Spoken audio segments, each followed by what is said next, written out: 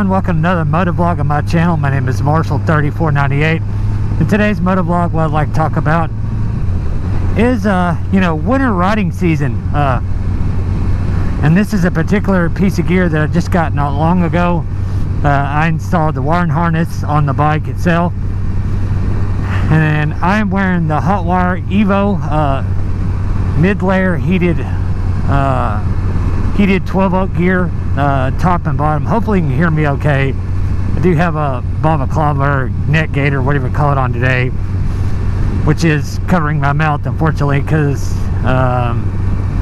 it's pretty cold. It's like 35 degrees, and even though it is sunny, it definitely feels it. It's not been that long here in Tennessee in 2021 that it's really been that cold, so none of us are really used to it who live here, and are used to being nice fall weather, 60 degrees and warmer and stuff like that. But first impressions on this, this is not really an initial review, just a first impression review. Is this what I'm wearing is a Hotwire, like I said, 12-volt Evo heated riding gear, and it's a mid-layer. All I really have on underneath it is a thin base layer and a t-shirt, and warm riding socks, and which are my Revit brand, and then my Alpine Stars Gore-Tex full height boots, and I'm toasty. Bike says 42, but it's still not adjusted from my garage yet. Heated grips are on medium. I've got, these are a non-lined just Gore-Tex riding glove that I'm wearing because my bike has heated grips, and I don't really care much for the dexterity loss of winter riding glove. So your results may vary on how much this helps you or doesn't help you, your temperature tolerance. Depends on the type of bike you are, how warm it really is. The best thing about the Hotwire setup, it doesn't have a controller. It literally just has a wiring harness with an inline fuse. You hook it right to battery.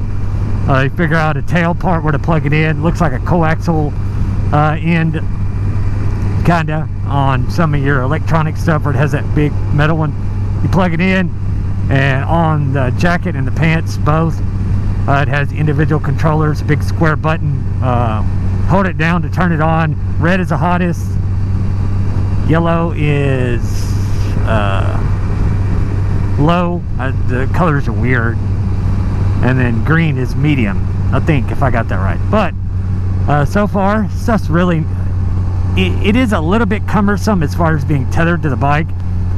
Your results may vary on how comfortable it is for you, but my only complaint about it is the jacket. I can't really feel it in the pants that much because it's kind of between like my hip and my thigh, but the jacket has this, like, I guess the electrical heating element in it or whatever, and it's kind of a big square hard thing, and I can kind of feel it underneath my riding jacket. I'm wearing Climb, oh Lord, Carlsbad, not the newest edition of 2021, but the edition before that. Man, this stuff's warm. I have it on medium, and when I first plugged it up before I left my residence, I was like, wow, this stuff's hot. And it doesn't take long either for it to get warm and stay warm. I don't even know what it'd be like on high, but it may depend on how long, like I said, your type of bike you're on, how much wind protection it has or doesn't have. But another thing you have to consider too is, will my bike electrical system support it? Now, I'm riding a Yamaha FJR 1300, a 2016 model, which has cruise and all this, heated factory grips and all this stuff. So I'm sure this bike is more than capable enough to support this stuff. The jacket is actually 76 watts DC. It's a 12-volt system. As long as your bike is running, where it's going to be charging and producing more current, putting back in that you're taking out of it. On a bigger bike, say, I don't know, it just depends on your results, very, like I said, but I definitely would not leave this stuff on while your bike is off. That would probably drain your battery, and not very long at all. The jacket has it heated around. It has like a strip along, like in line with your chest. It has a strip there on each side, like on either side of your breastbone, so to speak. And it has a heating element that I can feel goes all the way down to about mid-form, and then one across the back, I think. And then it has one around the collar, which surprisingly you can actually still feel. And then the pants are literally around the waist until about mid-shin. But, you know, it just really depends on what kind of bike you're on, how warm you're going to be. Like now, the bike, it's adjusted, it says 37. That's probably within, probably a couple of degrees generous, if I have to say. But so far, first impressions are, this stuff's really great. I've been wanting this kind of thing for a while to help, you know, extend my riding season. I'm not going to ride this bike in snow and ice, that'd be retarded. Because that's pretty unsafe, even though a lot of people overseas in Germany and stuff do that. More power to you. I'm not that brave, but this stuff, it's nice. It's like, I wouldn't say it's like heated blanket warm, but it is definitely warm. And I don't know how much the depths of cold will go. I would say if you put it on high, like on my bike, if you have a bike that's kind of adventure or sport touring bike like this, has decent wind protection, I'd say you could probably wear this stuff down in the mid-20s as long as you can keep your feet and your hands warm. You'd be pretty comfortable. Because right now it's 37.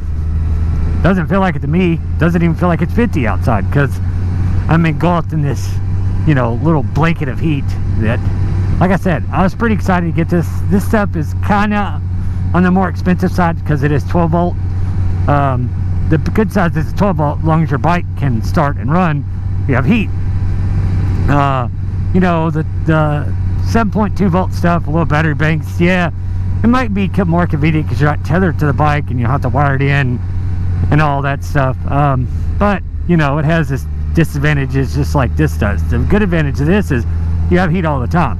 The 12 volt stuff, unless you have at least one extra battery, probably on high, you're probably not going to get more than about max 2 hours heat out of it, and then it's done.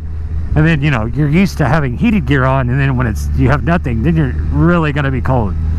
Because trust me, on a motorcycle, when you're cold, it does not take long at all to get miserable. There's nothing around you to, you know, help warm your body up other than going inside somewhere and, you know, standing in front of the hand dryer. Ask me how I know. But like I said, this stuff, it's pretty nice. It is not real cheap, but it's not very expensive.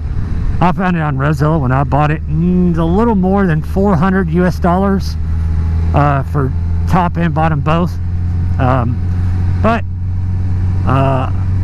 they do actually sell extension pieces depending on how your bike's set up. You know, like if there's not a good place to come out to the bike to give you enough slack. My SJR was a little bit more difficult than some people's. A lot of bikes are going to be your battery underneath the seat, which mine was that easy. It is not. Mine is at the very front right of the fairing, and your connections on your jacket and your pants come out on the left towards the bottom. I did buy the extension piece because I didn't think I thought I would need it. Turns out I don't, which is good because I don't really want to wire dangling to get caught up on something going down the road or whatever.